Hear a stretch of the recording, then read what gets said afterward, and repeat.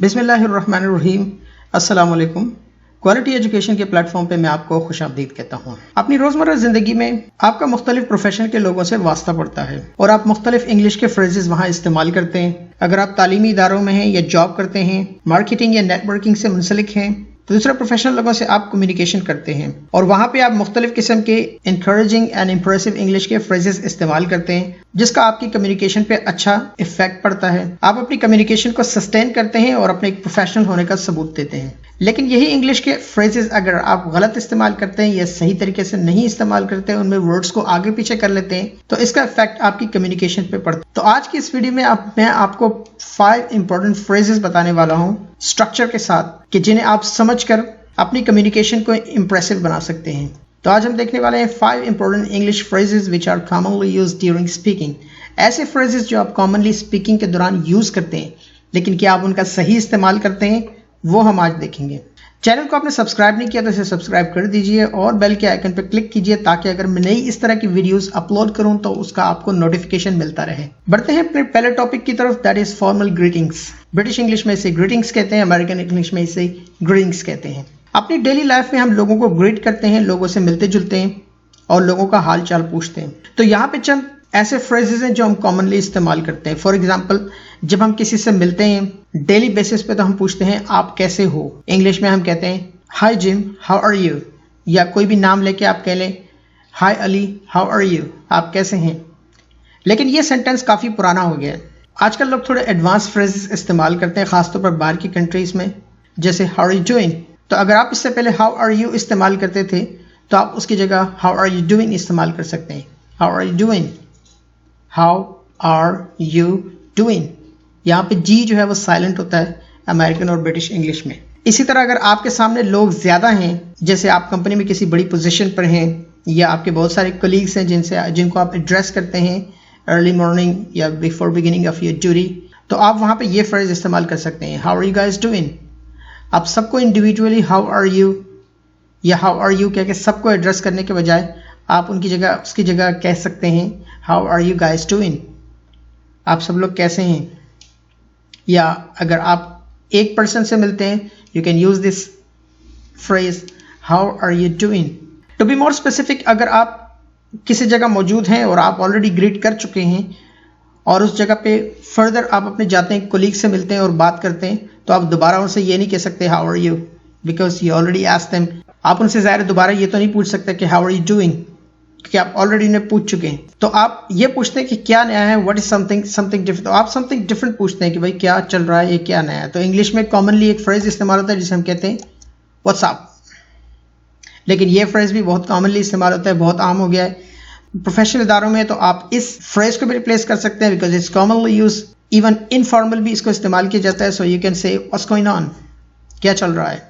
या अगर आप फील्ड में काम कर रहे हैं या ऐसी जगह है जहाँ आपको बहुत सारे लोगों से वास्ता पड़ता है, जो लोग मशीन्स का और इनका इस्तेमाल करते हैं, फिजिकल वर्क करते हैं, you can ask how are the things going, how are the things going. So instead of asking what's up, you can ask what's going on, क्या चल रहा है।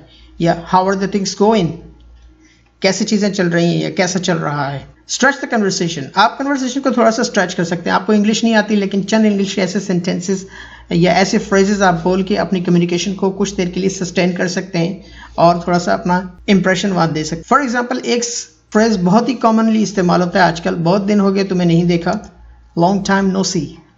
आप किसी से मिलते हैं, काफ़ी दिनों बाद मिलते हैं या कुछ दिनों बाद मिलते हैं, या कोई छुट्टी से वापस आता है, या you don't know where this person was, आप नहीं जानते, तो आप उनसे पूछते हैं लॉन्ग टाइम नो सी, बहुत दिनों के भाई तुम्हें देखे हुए।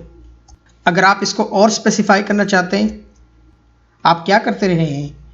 फॉर एग्जाम्पल, कुछ वक्त के लिए एक पर्सन जो था वो उस जगह नहीं था, he was in some different place and you found him, आपको मिला, आप उससे पूछेंगे भाई क्या करते रहे हो तुम, और have you been up to. ये कॉमनली इस्तेमाल होने वाला फ्रेज है जो बाहर की कंट्रीज में भी लोग इसे इस्तेमाल करते हैं। और have you been up to, what have you been up to, और have you been up to. तो ये फ्रेज आप इस्तेमाल कर सकते हैं अपनी कन्वर्सेशन को स्ट्रेच करने के लिए। लॉन्ग टाइम नो सी, बहुत दिन हो गए तुम्हें नहीं देखा, आप क्या करते रहे हैं, और have you been up to. या अगर आप अचीवमेंट के हवाले से पूछते हैं, अपने जूनियर से पूछते हैं, आप पूछ सकते हैं आपने हाल ही में क्या किया, और have you been up to, और उसके साथ आप लेटली लगा सकते हैं या आप रिसेंटली लगा सकते हैं, What have you been up to recently? What have you been up to lately? हाल ही में आपने क्या किया, इतने दिन जो आप फ्री थे, क्या अचीवमेंट किया आपने। फर्दर आप अपनी कम्युनिकेशन को सस्टेन करने के लिए छोटे से क्वेश्चन पूछ सकते हैं। फॉर एग्जांपल लाइक आपकी फैमिली कैसी है, हाउ इज़ योर फैमिली। यहाँ पे एक बात याद रखिएगा कि इस वर्ड को फैमिली पढ़ा जाता है, फैमिली कभी नहीं पढ़ा जाता। यहाँ पे आई साइलेंट होता है। The exact pronunciation is family. अगर आप इसको अभी तक फैमिली पढ़ रहे थे तो that was wrong. You can correct yourself. आप इसे पढ़ सकते हैं फैमिली, चाहे ब्रिटिश इंग्लिश हो, अमेरिकन इंग्लिश हो, वो इसे फैमिली पढ़ते हैं, कोई फैमिली नहीं पढ़ता। So the correct pronunciation is family. How is your family, या आप पूछ सकते हैं how is your father, how is your brother, how is your uncle, how is your friend. In order to ask about the individual family member, you can ask like that. आप इस तरह से पूछ सकते हैं, how is your father, how is your brother, how is your uncle, how is your friend. ये phrases भी आप अपनी communication में daily basis पे इस्तेमाल कर सकते हैं। एक क्वेश्चन आप और पूछ सकते हैं, आप पूछते हैं अपने फ्रेंड से, क्या आप अभी भी काम कर रहे हैं, are you still working, are you still working. या आप पूछ सकते हैं, are you still working in that company, are you still working at XYZ company, या are you still working at ABC company. किसी भी कंपनी का नाम आप यहाँ पे डाल सकते हैं, are you still working at that company. तो ये कन्वर्सेशन को स्ट्रेच करने के लिए आप ये क्वेश्चंस, ये सेंटेंसेस पूछ सकते हैं। ये लिखे हुए आप इन्हें नोट डाउन कर लीजिए, ज़हन नशीन कर लीजिए। लेकिन ये सेंटेंसेस आप बिल्कुल अपनी रोज़मर्रा ज़िंदगी में इनको इस्तेमाल करें। This is great for your conversation. Further मैं आपको सिखाता हूँ थोड़ा स्ट्रक्चर के साथ इन डिटेल। हमारा सेकंड टॉपिक है सेइंग थैंक्स, शुक्रिया अदा करना। रोज़मर्रा ज़िंदगी में हम लोगों का शुक्रिया अदा करते हैं, लेकिन क्या थैंक्स कह के हम अपनी बात को ख़त्म कर देते हैं? नो, बल्कि आपको कुछ इस तरह के इंकरेजिंग और अप्रिशिएटिंग वर्ड्स आपको इस्तेमाल करने पड़ते हैं जो कि आपकी कम्युनिकेशन को बिल्ड करते हैं। सो यहाँ पे मैं आपको स्ट्रक्चर समझाऊंगा, आप थैंक्स का वर्ड कैसे इस्तेमाल कर सकते हैं और कहाँ कहाँ इसका इस्तेमाल कर सकते हैं डिफरेंट तरीके से। फॉर एग्जाम्पल इसका स्ट्रक्चर होता है, आप थैंक्स कहते हैं, उसके साथ फॉर का इस्तेमाल करते हैं, फिर आप कोई भी नाउन लगा देते हैं। या आप थैंक्स सो मच कहते हैं, उसके साथ फॉर लगाते हैं और फिर एक नाउन का इस्तेमाल कर लेते हैं।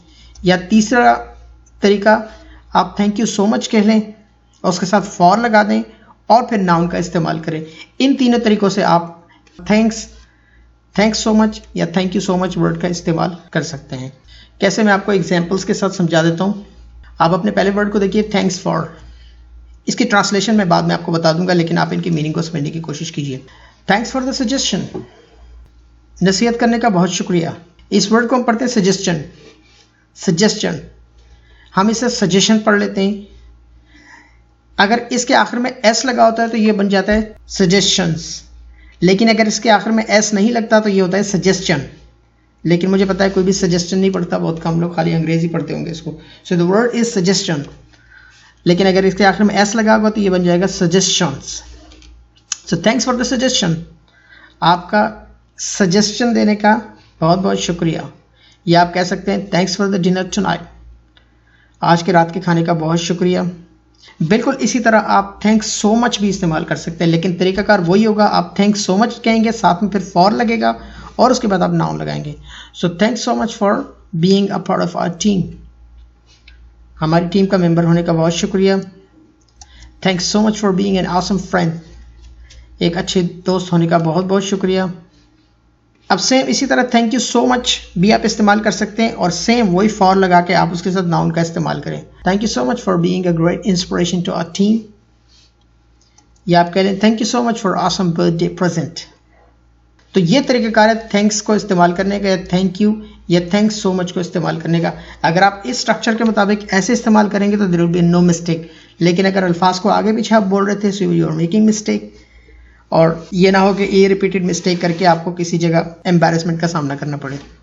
सो here you can see these are all nouns, ये सारे के सारे नाउन हैं। Suggestion, dinner, our team, awesome friend, our team, birthday present. ये इनकी ट्रांसलेशन मैंने लिख दी, आप यहाँ से कॉपी करना चाहें तो आप इसको कॉपी कर सकते हैं, देख सकते हैं। उर्दू ट्रांसलेशन इसकी मौजूद है। स्ट्रक्चर यही है, आप चाहे जहाँ भी जो भी लगाएं आप बिल्कुल इसी तरह इसी स्ट्रक्चर के मुताबिक लगा के वर्ड्स इस्तेमाल कर सकते हैं। But the method is same, it's very easy to remember. आसानी से आप इसको याद रख सकते हैं। थैंक्स कहें, साथ फॉर लगाएं और फिर कुछ भी लगा दें। Thanks for your help, thanks for playing with me, second इसका तरीका है, सेम वही तरीका है, thanks for, thanks so much for और thank you so much for. इन सब के साथ आप वर्ब भी लगा सकते हैं, लेकिन जब भी आप वर्ब का इजाफा करें तो हमेशा याद रखिएगा आईएनजी फॉर्म लगाएं। ये मेरे ख्याल से आपके लिए बहुत आसान हो गया होगा। You can use ING form of the verb, not only simple verb. तो अब देखें कैसे, मैं आपको एग्जांपल्स के साथ समझा देता हूँ। यहाँ पे वही है, वही 6 की 6 चीज़ें मैंने यहाँ लिख ली हैं, हर एक की 2-2 examples, so very easily you can pick from here. जैसे फर्स्ट करें, पहले को देखते हैं, thanks for sharing your honest feedback. आप फील्ड में काम कर रहे हैं या मार्केटिंग या नेटवर्किंग कर रहे हैं और अपने क्लाइंट से आप जाके मिलते हैं, वो अपना फीडबैक शेयर करता है, तो आपसे कह सकते हैं thanks for sharing your honest feedback. अपना ऑनेस्ट फीडबैक देने का बहुत शुक्रिया। अब यहाँ देखिए शेयरिंग है, आईएनजी फॉर्म में आगे आपको बताता हूँ कैसे लगी है। Thanks for the meeting today, thanks so much for sending email as a reminder. ये भी ऑफिशियल लैंग्वेज है, आप यहाँ अपने ऑफिस में इस्तेमाल कर सकते हैं, अपने असिस्टेंट को कह सकते हैं जो आपको ईमेल करके रिमाइंडर देता है। Thanks so much for making this happen, thank you so much for helping us with this project, thank you so much for sparing some time for today's meeting. अब इन सेंटेंस में आप देख लीजिए, अब हर एक में क्या है, ये सब के सब वर्ब है और इनकी आईएनजी फॉर्म है। कैसे, ये देख लीजिए। पहले को देखिए, शेयर, शेयर एक वर्ब है, उसके साथ आईएनजी लगा तो ये बन गया शेयरिंग। इसी तरह मीट, मिलना, मीटिंग। सेंड, भेजना, आईएनजी लगा सेंडिंग। मेक, बनाना, मेकिंग। हेल्प, मदद करना, हेल्पिंग। स्पेयर, स्पेयर करना, टाइम बचाना, आईएनजी लगा दिया स्पेयरिंग। ये तरीका है इनको बनाने का। आई थिंक ये आपको याद रहेगा। अगर आप वर्ब लगाएंगे तो वर्ब में हमेशा आपको आईएनजी फॉर्म लगे। आप कह सकते हैं thanks for spending time with us, thanks for sharing your ideas, thanks for making this all happen, thank you so much for your time. तो इस तरह आप थैंक यू का प्रॉपर इस्तेमाल कर सकते हैं। This is the way how you can use. ये मैंने यहाँ पे ट्रांसलेशन लिख दी है। Thanks for sharing your honest feedback, आपकी ईमानदाराना आरा का इश्तराक करने का शुक्रिया। I mean like Urdu translation है, but you can you know the exact meaning of this. चलें तीसरे टॉपिक को देखते हैं, अप्रिशिएटिंग द एफर्ट, कोशिश की तारीफ करना। यह तो आमतौर पर बहुत कम इस्तेमाल किया जाता है, लेकिन बाहर की कंट्रीज में लोग इस वर्ड को ज़्यादा इस्तेमाल करते हैं थैंक यू सो मच के बाद। किसी की कोशिश को सराहना या उसकी तारीफ करना, अप्रिशिएट करना। तो इसका तरीक़ाकार सेम होता है। आपने थैंक्स सो मच का वर्ड इस्तेमाल किया, थैंक यू सो मच का या जो भी आपने इस्तेमाल किया, उसके लगाने के बाद आप क्या करेंगे, अगर आप बात करें तो आई लगाएंगे, और अगर अपने कलीग्स के रेफरेंस से बात करें तो आप वी का वर्ड इस्तेमाल करेंगे, आई एंड वी। उसके बाद आप अप्रिशिएट लगाएंगे और फिर सेंटेंस, आपका जो सेंटेंस है वो आप लगा देंगे वहाँ पे। एग्जाम्पल्स हम देख लेते हैं, या मैंने स्ट्रक्चर बना के लगाया हुआ thanks so much. For example आपने लिखा थैंक्स सो मच, तो इसको हम देखते हैं। Thanks so much, I really appreciate it, मैं इसे अप्रिशिएट करता हूँ, सराहता हूँ। Thanks so much, I really appreciate this lovely gift. आप ऐसे भी कैसे thank you so much for your gift, लेकिन अगर आप उसको और ज़्यादा इंकरेजिंग वर्ड्स इस्तेमाल करें, जो कि आपके रिलेशन को बिल्ड करें, तो आप कह सकते हैं I really appreciate this lovely gift, it meant to me. Thanks so much, we appreciate your help to this matter. Thank you so much, I appreciate you considering me for this position. आपको किसी position के लिए select किया गया, आप उसे appreciate कर सकते हैं बॉस को, आई appreciate you considering me for this position, I will make it up. Thank you so much, I really appreciate your hard work. ये आपके वर्कर्स अच्छा काम करते हैं आपके ऑफिस में या कहीं, तो आप कह सकते हैं I really appreciate your hard work, you are doing a great job. आप अच्छा काम करें, मैं इसे अप्रिशिएट करता हूँ। थैंक यू सो मच लगा के आप ये वर्ड इसके साथ लगा सकते हैं। इट्स मोर इंकरेजिंग और more impressive in terms of communication, official communication. ये इनकी ट्रांसलेशन है। आप यहाँ से ट्रांसलेशन पिक कर सकते हैं and then you can use. Structure मैंने आपको बता दिया, दैट्स वेरी सिंपल। आपने बिल्कुल इसी तरह चीज़ें पुट करके खुद बनानी है इसको। दीज आर द वर्ड्स, आप इन्हीं वर्ड्स को इस्तेमाल करें। इसके अलावा आपको स्ट्रक्चर आता है, आप कुछ भी इसकी जगह लगा के इस्तेमाल कर सकते हैं। So this is the best idea for you. बढ़ते हैं चौथे टॉपिक की तरफ, that is interrupting people to ask something by using the word excuse me, which means माजरत। एक कॉमनली इस्तेमाल होने वाला वर्ड है एक्सक्यूज मी। अगर हम इस्तेमाल करते हैं दैट्स ग्रेट, क्योंकि जब हम लोगों को इंटरप्ट करते हैं तो वहाँ पे हम माजरत चाहते हैं, एक्सक्यूज मी कहते हैं। तो कुछ फ्रेजेस में आपको कुछ सेंटेंसेस या बना के देता हूँ, आप इनको रोज़मर्रा ज़िंदगी में इस्तेमाल करते हैं बिल्कुल इसी तरह, या आप इस्तेमाल कर सकते हैं। सो एक्सक्यूज मी, उसके बाद हमेशा कैपिटल लेटर आएगा। Do you accept credit cards, क्या आप क्रेडिट कार्ड एक्सेप्ट करते हैं। Excuse me, could you tell me how can I get to this address, क्या आप मेरी मदद कर सकते हैं कि मैं इस एड्रेस तक कैसे पहुँच सकूँ या मैं कैसे पहुँचूँ। Excuse me, could you tell me Is there any ATM nearby? Don't say ATM machine because ATM means automatic teller machine. क्या आप मुझे बता सकते हैं कि नियर बाय कोई ATM है? Excuse me, do you work here? क्या आप यहाँ काम करते हैं? माजरत, क्या आप यहाँ काम करते हैं? ताकि वो अगर आंसर करे तो फिर आप अपना मुद्दा उसको बयान कर सकें। लेकिन कुछ लोग ये फ्रेज इस्तेमाल करते हैं, excuse me, can you help me finding this, can you help मी। ये पोलाइट वे में नहीं आता, आप कभी ये इस्तेमाल ना करें, never use that. Can you help me, can का मतलब होता है like ability, you have the ability to ask someone or to get someone do this one. आप किसी शख्स को फोर्स करें या उसे ज़बरदस्ती करें या इस तरह करके उससे कुछ कहें, कैन यू हेल्प मी, क्या तुम मेरी मदद कर सकते हो। Still it's an asking permission, लेकिन यहाँ ज़्यादा एबिलिटी को शो करता है कि आपके पास पावर है, आपके पास स्ट्रेंथ है, आप अपनी फोर्स इस्तेमाल कर रहे हैं। So don't say excuse me, can you help me finding this.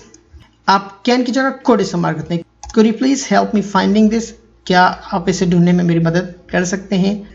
ये इसकी ट्रांसलेशन है, आप यहाँ से देख सकते हैं इन सेंटेंसेस की, बाद में इनको कॉपी करके आप इन्हें यूज़ भी कर सकते हैं, दैट्स ग्रेट फॉर यूजिंग। बाहर की कंट्रीज में एक्सक्यूज मी के अलावा दो और फ्रेजेस वो लोग इस्तेमाल करते हैं, वुड यू माइंड, क्या आप बुरा मानेंगे, या इसके मीनिंग होते हैं क्या आप बुरा तो नहीं मानेंगे, या आई वंडर इफ़ यू खुद, मुझे हैरत है कि आप अगर कर सकते हो, मीन्स आपको किसी किस्म की परेशानी ना हो, आप आसानी से ये कर सकें, आई वंडर इफ़ यू खुद। ये बाहर की कंट्रीज में ये वर्ड्स दोनों इस्तेमाल किए जाते हैं और लोग इस्तेमाल करते हैं। It makes more polite way, you know, ये बहुत पोलाइट वे है लोगों से बात करने का। So you can use that. कैसे आप इन दोनों को इस्तेमाल कर सकते हैं, मैं आपको एक एग्जांपल यहाँ देता हूँ। Excuse me, would you mind helping me find this product. Excuse me, would you mind, अगर आप माइंड ना करें तो क्या आप मेरी ये प्रोडक्ट ढूंढने में मदद कर सकते हैं। अगर आप ऐसे कहेंगे तो कोई इनकार नहीं करेगा। Excuse me, I wonder if you could move your luggage a little.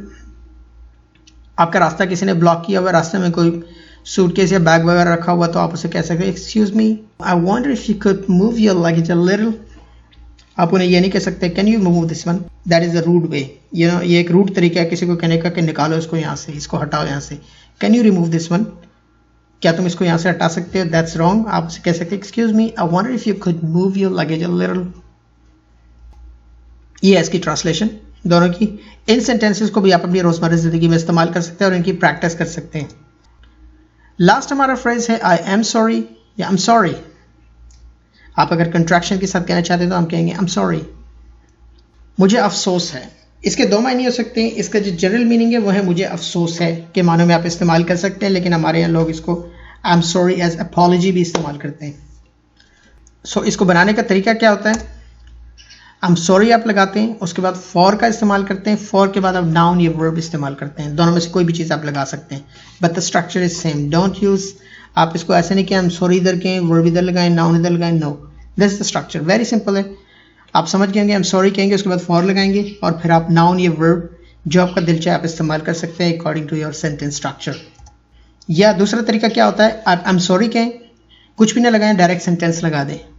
अब सेंटेंस लगाने से मेरा मुराद ये होगा कि आप उसमें सब्जेक्ट, वर्ब, ऑब्जेक्ट या सब्जेक्ट वर्ब वो अपने हिसाब से जो आपका बनेगा वैसे लगाएंगे। मैं आपको चंद एग्जांपल यहाँ दे देता हूँ। ऊपर की तीनों एग्जांपल फॉर के साथ हैं, तो नीचे वाली चारों एग्जांपल फॉर के बगैर हैं। आई am sorry for being so let today.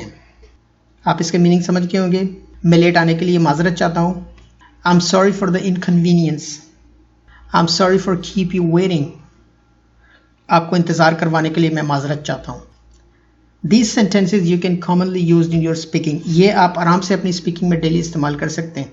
आप अगर लेट आते तो आप कह सकते हैं I'm sorry, I'm late भी कह सकते हैं आप। लेकिन अगर आप अपनी कम्युनिकेशन को अच्छा बनाना चाहते हैं, you can say I'm sorry for being so late today।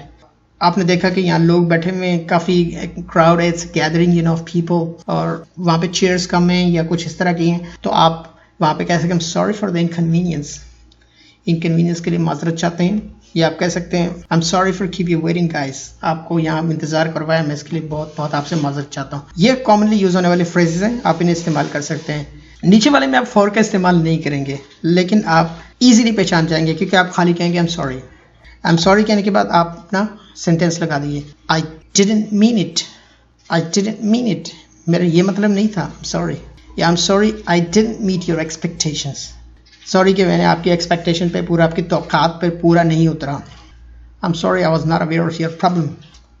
आपके किसी कलीग को कोई मसला था और आपको पता नहीं चला, So you can use this word, I'm sorry, I was not aware of your problem. मुझे तुम्हारी प्रॉब्लम को पता ही नहीं था, मुझे बताया नहीं गया. It was not in my knowledge. आप फर्स्ट पर्सन we भी इस्तेमाल कर सकते हैं. We are sorry we couldn't approach you earlier. हमें बहुत अफसोस है कि हम आपको earlier अप्रोच नहीं कर सकते. We are sorry we couldn't approach you earlier. तो ये भी एक तरीका है सॉरी को कहने का और अपनी बात को कंटिन्यू करने का. ये फ्रेजेस बहुत इंपॉर्टेंट होते हैं अगर आप इंग्लिश का थोड़ा बहुत इस्तेमाल भी करते हैं अपनी कम्युनिकेशन को सस्टेन करने के लिए और अपने प्रोफेशनल रिलेशनशिप को मेंटेन रखने के लिए. तो ये फ्रेजेस मैंने आपके सामने रखे हैं. यही फ्रेजेस अगर आप कॉपी करके अपनी डेली जिंदगी में बोलते हैं, that's good for the advance learners. How are you की जगह आप हाउ आर यू डूइंग कह सकते. थैंक्स के साथ आप इंकरेजिंग वर्ड्स इस्तेमाल कर सकते हैं. अप्रिशिएटिंग फ्रेजेस आप इस्तेमाल कर सकते हैं. इसके अलावा अगर लोगों को इंटरप्ट करते हैं अपनी रोज़मर्रा ज़िंदगी में, लोगों से आपको चीज़ें पूछनी पड़ती हैं, तो ये अच्छे फ्रेजेस इस्तेमाल करके आप अपनी कम्युनिकेशन को स्ट्रॉन्ग बना सकते हैं. और इसके अलावा अगर आप सॉरी के वर्ड को इस्तेमाल करना चाहें, so this is the best way for you to use these phrases. ये इसकी ट्रांसलेशन है सबकी, आप यहाँ से पिक कर सकते हैं. इन्हीं वर्ड्स को आप इस्तेमाल करें. That's enough for you guys, no need to work more. आज के लिए इतना. वीडियो अगर पसंद आई तो इसे लाइक कीजिए, दोस्तों के साथ इसे शेयर जरूर करें और कमेंट सेक्शन में अगर आप मुझसे कुछ पूछना चाहें इसी तरह के अल्फाज, ऐसे ही कुछ फ्रेजेस आप मुझसे पूछ सकते हैं. I will answer your all questions. आप मुझे फॉलो कर सकते हैं ट्विटर, फेसबुक एंड इंस्टाग्राम पे. अगली वीडियोस के लिंक मौजूद हैं. अगर आप प्रॉपर इंग्लिश सीखना चाहते हैं तो उसकी पूरी क्लासेस हैं इंग्लिश की, that is free of cost, बिल्कुल फ्री. टेंसेस आसान वे में मैंने उर्दू में एक्सप्लेन किया in a nice way. You can learn it by seeing all those lectures and practicing them accordingly. Practice material मैंने वहाँ पे रखा, आप उनकी प्रैक्टिस कर सकते हैं time to time and you can learn all these. मजीद वीडियोस के लिंक मौजूद हैं, आप वहाँ से लिंक पे क्लिक करके वीडियोस को देख सकते हैं और समझ सकते हैं. अगली वीडियो तक के लिए इजाजत दीजिए. अल्लाह हाफिज.